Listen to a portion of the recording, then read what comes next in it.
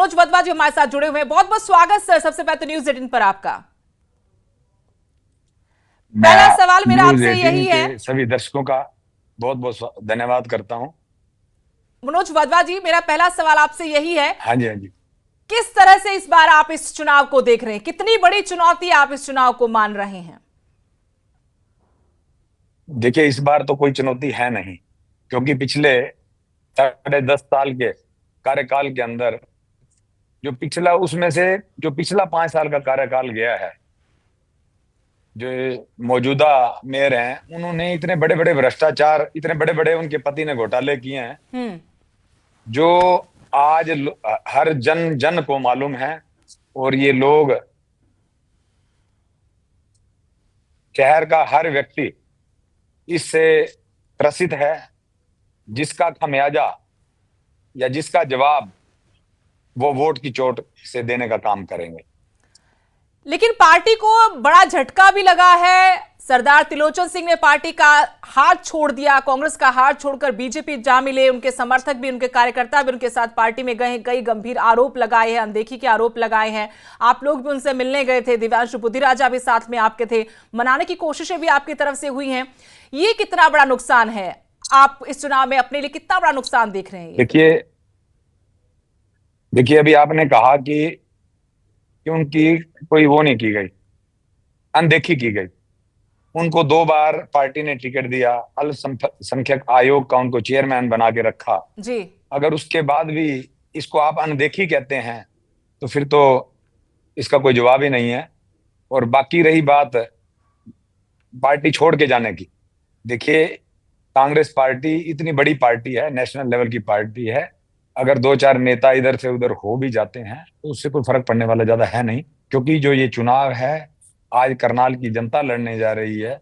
क्योंकि हर जन को ये पता लग चुका है कि पिछले 5.5 साल का जो इनका इतना जो कार्यकाल गया है, इतना बेकार गया है, इतने इतने बड़े बड़े घोटाले हुए हैं, इतने बड़े बड़े भ्रष्टाचार हुए हैं, और डेवलपमेंट के नाम पे जिस तरह से डेवलपमेंट की राशि को लूटा गया है, वो एक बहुत बड़ा मुद्दा है। क्योंकि स्मार्ट सिटी के नाम पे भी 1,000 करोड़ रुपए आए हैं, वो भी कहीं ना कहीं उसकी भी लूट हुई। और नगर निगम के माध्यम से जो ग्रांट पे पैसा खर्च किया गया, 500 करोड़ रुपए के लगभग, उसमें भी इतनी बड़ी लूट और धांधली हुई है कि लगभग 1,500 करोड़ में से सिर्फ मात्र 20% पैसा डेवलपमेंट पे लग पाया। जितने भी प्रोजेक्ट इन्होंने शुरू किए थे स्मार्ट सिटी के नाम पे या नगर निगम के दौरान उनके हाउस की मीटिंग के अंदर पास करने के बाद भी, जितने भी प्रोजेक्ट, कोई जी। एक प्रोजेक्ट भी कंप्लीट नहीं हो पाया है। लेकिन बीजेपी ने तो फिर से उन पर और भरोसा एक जताया है, 13 से तीसरी लेके, बार ऐसा हुआ है। और उनके पाले में अगर हम जाकर मैं देखते हैं तो केंद्रीय मंत्री मनोहर लाल का पूरा समर्थन है, साथ खड़े नजर आते हैं। मुख्यमंत्री नैब सिंह सैनी खुद साथ खड़े नजर आते हैं। अब तो आपकी पार्टी में करीब 40 साल तक जिन्होंने राजनीति की, त्रिलोचन सिंह, वो भी उनके साथ जा मिले हैं। उससे कुछ नहीं फर्क पड़ता मैडम। आप देखिए, मैंने कहा ना आपको, 5.5 साल के अंदर जिस तरह का भ्रष्टाचार हुआ, आज इनकी लगभग 10 साल से तो सरकार चल ही रही है, 10.5 साल से, अब तीसरी बार भी बनी है इनकी सरकार। जी। तो अब जो ये सरकार बननी है, ये आम जन की, करनाल की जनता की सरकार बननी है। इसमें ना तो विधानसभा का कोई गठन होना है, ना लोकसभा का गठन होना है। ये तो आम जन की सरकार है।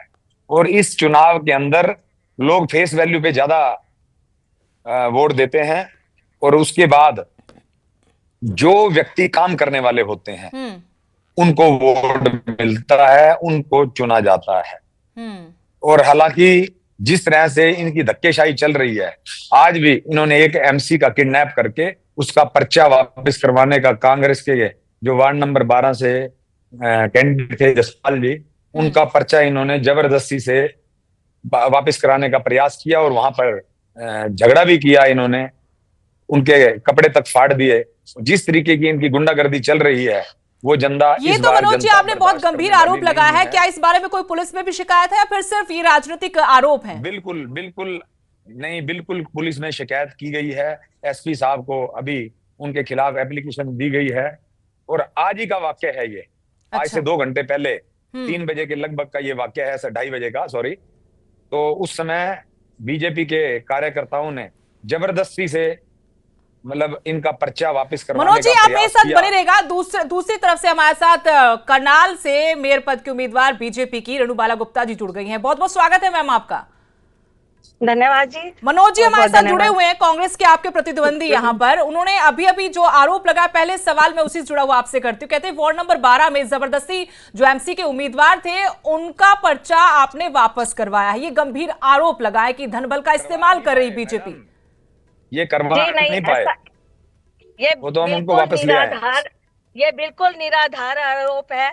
आज 3 बजे तक नामांकन जब वापस लेने की प्रक्रिया थी तो इनके प्रत्याशी फिर वहां पंचायत भवन में करने क्या गए थे, उनकी वहां क्या आवश्यकता थी, वो स्वयं अपनी इच्छा से वहां पर क्यों गए थे, ये उनके अपने मन की मंशा थी और इसमें भारतीय जनता पार्टी का कोई भी रोल नहीं है। मनोज जी तो ये आरोप लगा रहे हैं कि बहुत भ्रष्टाचार हुआ है। इस बार उन्होंने मुद्दा ही भ्रष्टाचार का बनाया है। चुनाव में भ्रष्टाचार को लेकर ही वो चुनाव मैदान में उतरे हुए हैं। कह रहे कि 10 साल से बहुत घोटाले हुए, यहाँ पर करोड़ों के घोटाले का आरोप लगाया उन्होंने। ये सिर्फ आरोप लगाते हैं, आरोप सिद्ध हो जाएंगे तब हम बात करेंगे। आरोप लगाने बहुत आसान है, परंतु हम देख रहे हैं कि इन 10 सालों में किस तरह से करनाल का विकास हुआ है। करनाल विकसित करनाल की श्रेणी में आगे बढ़ रहा है। आज भारतीय जनता पार्टी की रीति नीतियों के साथ आज सारे देश में एक लहर है कि भारतीय जनता पार्टी की कथनी और करनी में अंतर नहीं है। वो सबके साथ, सबका विकास, सबके प्रयास के साथ काम करती है। जिस तरह से देश के विकास के लिए माननीय मोदी जी काम कर रहे हैं, प्रदेश में माननीय मुख्यमंत्री जी काम कर रहे हैं, हमारे विधायक काम कर रहे हैं। हम चाहते हैं कि ये जो विकास का पहिया चला है हमारे शहरों का, जो हमारे करनाल को विकसित करने के लिए जो हमने एक प्रण लिया है, आने वाले समय में ये पूरी तरह से करनाल विकसित हो जाए। हम सिर्फ विकास का मुद्दा लेके चले हैं और हम लोगों से यही वादा करेंगे कि आने वाले समय में करनाल को पूरी तरह से विकसित करेंगे। मनोज जी, आप रेणुबाला जी को सुन पा रहे होंगे, कह रहे हैं कि एक तरह से उनका कहने का मतलब कि ट्रिपल इंजन की सरकार बने, यहाँ पर तभी विकास होगा। विकास की जी, वो विकास की बातें करें, आप करप्शन की बातें करें, उनको बता दीजिए कहां पर घोटाले हुए। ट्रिपल इंजन की सरकार तो लगातार 10 साल से है। ये नहीं है कि इनकी सरकार कोई अब बनी है। लगातार 10 साल से ट्रिपल इंजन की सरकार है। हेलो जी जी, सुन पा रहे हैं मनोज जी आप? ट्रिपल इंजन की सरकार है 10 साल से जी। हाँ जी, ट्रिपल इंजन की सरकार इनकी लगातार 10 साल से चल रही है। जितने बड़े बड़े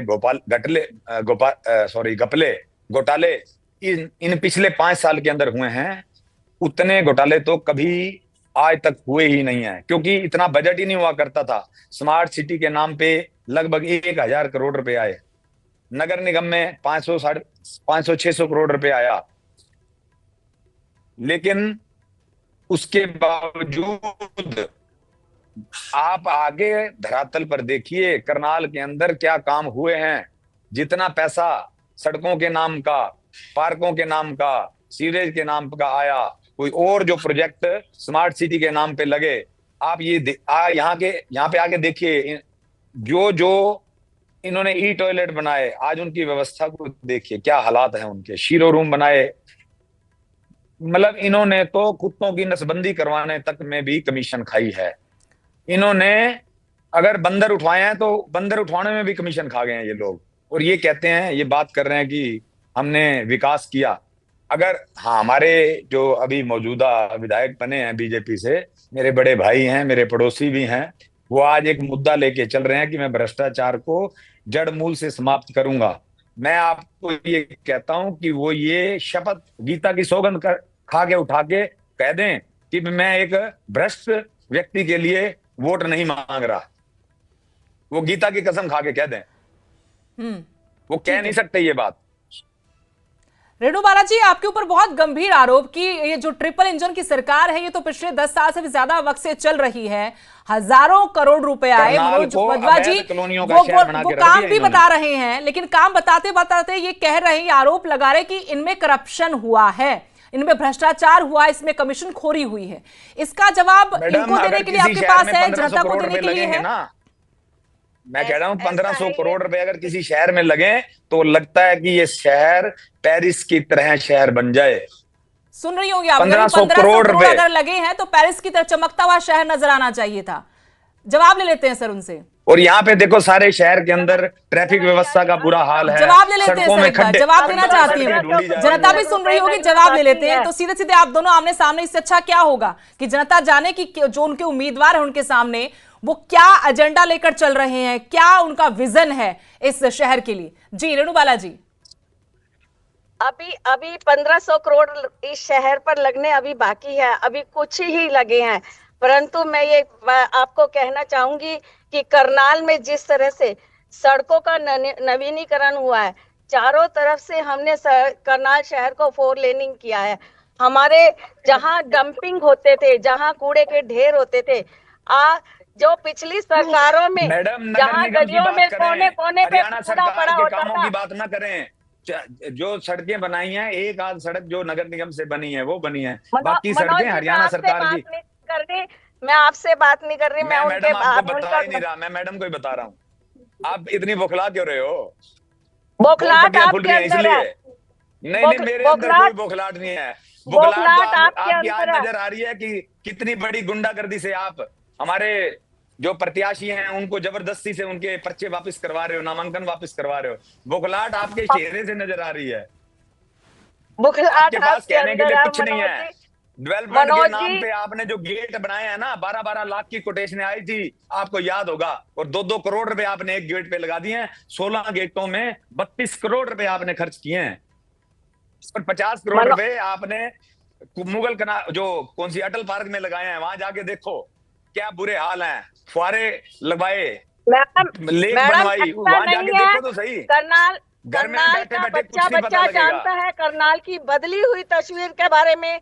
करनाल का बच्चा जानता है। 13 से 15 तक जब मैं डिप्टी मेयर था तो उसमें आपका कोई योगदान नहीं था। करनाल को बढ़ते हुए करनाल को देखा है सबने।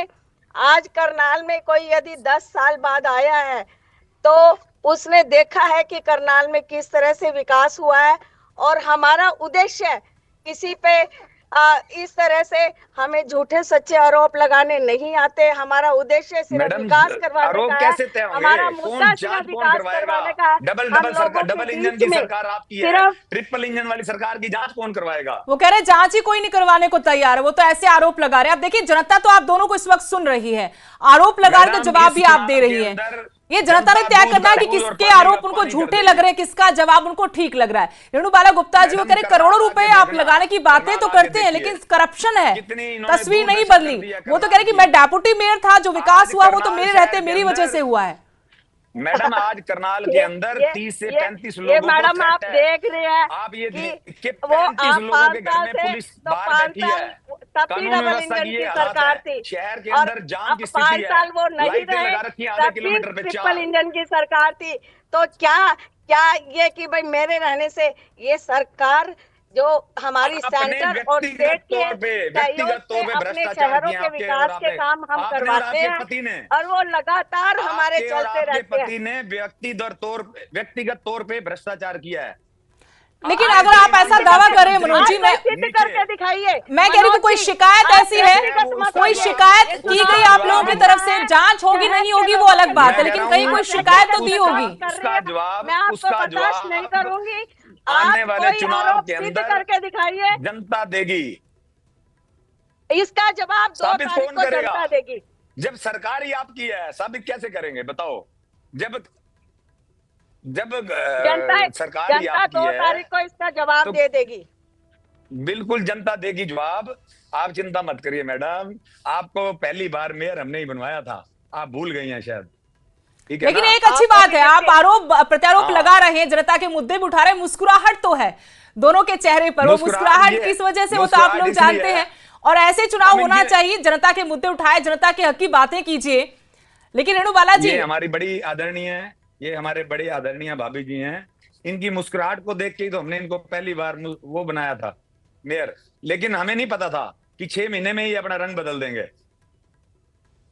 आप भी चले गए कांग्रेस के पास, आपको भी उम्मीद थी कि पार्टी कुछ करेगी, कुछ बीजेपी से उम्मीदें थी आपको विधानसभा चुनाव में? मनोज जी, मैं 4.5 साल बाद भी जब देखा कि भ्रष्टाचार के ऊपर भ्रष्टाचार हो रहे हैं और इनके ऊपर कोई बंदिश नहीं है, कोई इनके ऊपर रोक नहीं है। लेकिन आपने भी तो बहुत वक्त लिया ये फैसला करने में कि यहाँ रहना ठीक नहीं, यहाँ करप्शन है। मैडम जब कहीं ये तो नहीं था कि कांग्रेस की हवा नजर आ रही थी, बातें होती कांग्रेस की सरकार आएगी, टिकट वहां से मिल सकता है। जब वो भाजपा में आए, जब मनोज जी का दिल करा भाजपा से चले गए, उन्हें यदि भाजपा इतनी लग रहा था कि भ्रष्टाचारी पार्टी है, तो वो आए किस लिए थे? वो आए अपने फायदे के लिए आए और अपने फायदे से चले गए। आपने तो बड़ा प्रयास किया 13 से 18 के बीच में भी, लेकिन वो मनोज वधवा बैठा था डिप्टी मेयर के रूप में, उसने भ्रष्टाचार आपको करने ही नहीं दिया। ये तो अगले 5 साल के अंदर जब हम देख रहे थे आपके 19 के अंदर सरकार, हमने 19 के अंदर ज्वाइन की बीजेपी, जब मुख्यमंत्री मनोहर लाल खट्टर जी का चुनाव हमने लड़ा और उनको जितवाया, मुख्यमंत्री बने, उसके बाद आपने तो उसके बाद जब आप मेयर थी तो आपकी तो कोई भ्रष्टाचार के ऊपर भ्रष्टाचार मुझे आपके सवालों का कोई जवाब नहीं देना, जनता देगी। आप दे ही पाओगे, मुझे पता अब बस एक आखिरी सवाल मैं आप दोनों से पूछना चाहती हूँ। रेणु बाला गुप्ता जी से मैं एक सवाल करना चाहती हूँ, किस विजन के साथ आप जनता के बीच वोट मांगने निकली हैं? क्या विजन है आपका? क्या मुद्दे आप लेते हो जनता के बीच जा रही हैं? इस बात से हटके कि ट्रिपल इंजन की सरकार होगी तो विकास होगा, मैम इससे हटके क्या मुद्दे हैं स्थानीय लोगों के बीच जो आप उठाना चाहती हैं? हमारा शहर जो है वो करनाल शहर एक जीटी रोड पे बड़े खूबसूरत उस पे ज्योग्राफिकल कंडीशन में अच्छा है, परंतु यहाँ पर सालों साल से कोई व्यवस्था नहीं थी, ना सड़कों की व्यवस्था थी, ना पार्कों की व्यवस्था थी। हमने अपने समय में इन 10 सालों में शहर को अपने शहरों में पार्क बनवा कर उसमें ओपन एयर जिम लगवाए ताकि लोगों का स्वास्थ्य ठीक रहे। सारे शहर को एलईडी लाइट लगवाई जिसमें कि शहर जग अपने आप दोनों को मैं रोकना चाहती हूँ, आप लोगों के पास फिर से आऊंगी। कैबिनेट मंत्री राव नरबीर जी हमारे साथ जुड़े हैं क्योंकि मानेसर में भी मेयर पद के लिए जो चुनाव है वो बहुत रोमांचक हो चुका है और यहाँ प्रतिष्ठा का सवाल भी कह सकते हैं, वर्चस्व की लड़ाई भी है। राव नरबीर जी, बहुत बहुत स्वागत है आपका न्यूज़ 18 पर। शुक्रिया जी। आपकी एक स्टेटमेंट आई थी मानेसर मेयर पद के उम्मीदवार को लेकर कि सुंदरलाल की जीत तो होगी ही, लेकिन यहाँ पर जो दूसरे उम्मीदवार आएंगे उनको वोट ना दें क्योंकि वो आपराधिक पृष्ठभूमि के, फिर पछताएंगे आप लोग। क्या लड़ाई है सर ये? क्या जो कथन आप कह रहे थे उसका मतलब क्या है? नहीं, एक निर्दलीय प्रत्याशी लड़ रहे हैं, वहां से उनकी मिसेज लड़ रही है, डॉक्टर इंद्रजीत यादव जी। तो मैंने उसके प्रत्याशी के घरवाले के बारे में कहा है कि उसका क्रिमिनल बैकग्राउंड रहा है। यदि आप गुड़गांव को अच्छा जिला चाहते हो तो क्रिमिनल बैकग्राउंड के आदमी को क्यों वोट देते हो? क्या उम्मीद करते हो आप उनसे कि ये लोगों की सेवा कर पाएंगे या वो विकास के काम कर पाएंगे? इसलिए कहा। लेकिन जिनके बारे में आप ये कह रहे हैं सर, वो उधर से कह रहे कि मेरे पास जो मामले, मेरे ऊपर जो मामले थे वो साजिशन थे, रंजिशन थे, उनमें मैं बरी हो चुका हूं, 1-2 मामले रहते हैं, वो भी सारे फर्जी मामले हैं और अगर मेरी पत्नी, धर्मपत्नी अगर चुनाव जीत कर आती हैं तो मेयर बनेंगे राव इंद्रजीत सिंह। वो इस तरीके से वोट मांग रहे हैं। हाँ, तो मैं मानता हूँ ना कि अब किसी न किसी का नाम एक बदमाश आदमी लेता ही है राजनीति में, लेकिन आप ये लोगों जिसके ऊपर केस हैं, कई केस खत्म हो गए। आजकल हमारी बैकग्राउंड ऐसी है कि गुंडों आदमियों से सब बचते हैं, कोई गवाही नहीं दे पाता जी। अब केस भी चल रहे हैं, वो तो लोग वहां वोट पड़ेंगे जब बताएंगे। तो मैं अपील करता हूँ लोगों से कि अच्छे आदमियों को आप चुने, ठीक है, जैसा लोग चाहेंगे बनेगा। तो प्रजातंत्र में वही जिसको लोग वोट डालेंगे, लेकिन बैकग्राउंड को भी लोगों को पता होना चाहिए जी, इसलिए कहा मैंने जी। लेकिन यहाँ वर्चस्व की लड़ाई भी देख रहे हैं कि यहाँ 2 बड़े चेहरे हैं, आप राव इंद्रजीत सिंह और आप राव नरबीर। इससे पहले भी हम दोनों एक ही पार्टी में भाजपा के लिए वोट मांग रहे हैं। नाम का सहारा कोई लो, वो गलत है, इस्तेमाल कोई भी कर सकता, लेकिन दोनों भाजपा के हैं, दोनों मंत्री हैं, एक स्टेट में एक सेंटर में। बिल्कुल। और यदि दूसरे का नाम का कोई प्रचार करता है तो लोगों को बरगला रहा है वो। लेकिन उनकी तरफ से भी ऐसी स्टेटमेंट आनी चाहिए कि मेरे नाम का सहारा गलत लिया जा रहा है, वहां से अभी तो कोई ऐसा बयान नहीं आया है। अब ये बात तो वो कह सकते हैं, मैं नहीं कह सकता कि वो क्यों करवा रहे हैं या कह रहे हैं। मुझे ना मेरे से कहा गया ना कहा। मैं बीजेपी के पक्ष में मतदान की अपील करता हूं और उम्मीद करता हूं कि वो भी करेंगे। मुख्यमंत्री साहब भी आपसे मिलने पहुंचे थे, कोई किसी तरह की कोई नाराजगी थी या फिर बधाई देने के लिए आपको आए थे यहाँ पर? नहीं, वो तो मेरे पोते का वो था 10 टन, उसलिए उस दिन नहीं आ पाए थे। पहले दिन आए थे। हमारी नाराजगी, मैं उनका मिनिस्टर, मेरी किस बात की नाराजगी? मैं तो जी कोई ऐसी हमारी नाराजगी कोई बात नहीं। हाँ, वो उस दिन इतवार को आ नहीं पाए, इसलिए शनिवार को वो बच्चे को वो देना बेटे मुबारकबाद देते हैं, उसको शुभकामनाएं देते हैं, आशीर्वाद देते हैं, वो देने आए थे। जी, बहुत बहुत शुक्रिया राव नरबीर जी, वक्त निकाला आपने, बातचीत की हम लोगों से और बताया कि किस तरीके से वहां मानेसर में अगर मेयर पद का चुनाव हो रहा है तो बीजेपी ने अपना उम्मीदवार उतारा है। दूसरा उम्मीदवार जो एक पूर्व आप कह सकते हैं कि आपराधिक पृष्ठभूमि है, राकेश यादव हयातपुरिया की उनकी धर्मपत्नी निर्दलीय चुनाव मैदान में है। वो इस बात को लेकर चुनाव प्रचार में उतरे हैं कि हम राव इंद्रजीत सिंह की तरफ से वोट मांग रहे हैं, हम जीते तो समझिए राव इंद्रजीत सिंह जीते हैं चुनाव। और रेणुबाला गुप्ता जी मेयर उम्मीदवार बीजेपी करनाल से, साथ में मनोज वधवा जी कांग्रेस के उम्मीदवार करनाल से मेयर पद के, वो हमारे साथ जुड़े। तो बहुत बहुत शुक्रिया आप दोनों का भी हमारे साथ जुड़ने के लिए। तो निकाय चुनाव है, छोटी सरकार का चुनाव होना है, 2 तारीख को वोट पड़ेंगे और उसके बाद 12 मार्च को चुनाव परिणाम आएगा। लेकिन उससे पहले नामांकन वापसी का जो आखिरी दिन था, नामांकन जिसको वापस लेने थे ले चुके हैं, अब चुनाव चिन्ह दिए जाएंगे और उसके बाद चुनाव प्रचार जोर पकड़ेगा। फिलहाल के लिए हमारी स्पेशल रिपोर्ट में इतना ही। नमस्कार।